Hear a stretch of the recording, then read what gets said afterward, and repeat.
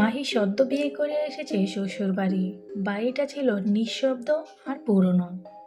আর ঘরের এক কোণায় ছিল একটা বন্ধ দরজা, যেটা খোলা ছিল নিষেধ।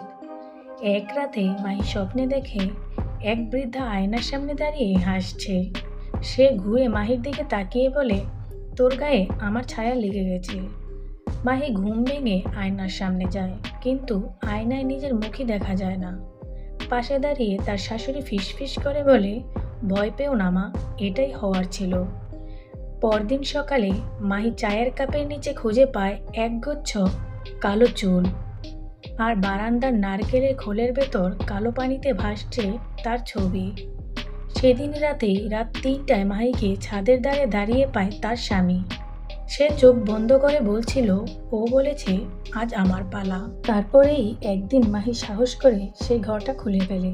ভেতরে ছড়ানো পুরনো মাটি, একটা পাথরের মূর্তি দাঁড়িয়ে আছে, যার চোখ দিয়ে রক্ত গড়াচ্ছে, আর দেয়ালে লেখা তুই শেষ।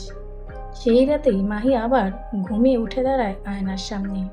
এইবার আয়নায় সে দেখে সে নিজেই বৃদ্ধ হয়ে গেছে। এই গল্পটি শুধুমাত্র বিনোদনের জন্য বানানো হয়েছে। বাস্তবে এমন কিছু মনে হলে দয়া করে চিকিৎসকের পরামর্শ নিন। তো বন্ধুরা, কেমন লাগলো আমাদের আজকের গল্পটি অবশ্যই কমেন্ট বক্সে কমেন্ট করে জানাবেন। ভিডিওটি ভালো লাগলে লাইক, কমেন্ট ও শেয়ার করবেন। আর এই ধরনের আরও ইন্টারেস্টিং ভিডিও পেতে আমাদের চ্যানেলটিকে সাবস্ক্রাইব করে আমাদের পাশেই থাকবেন। ধন্যবাদ।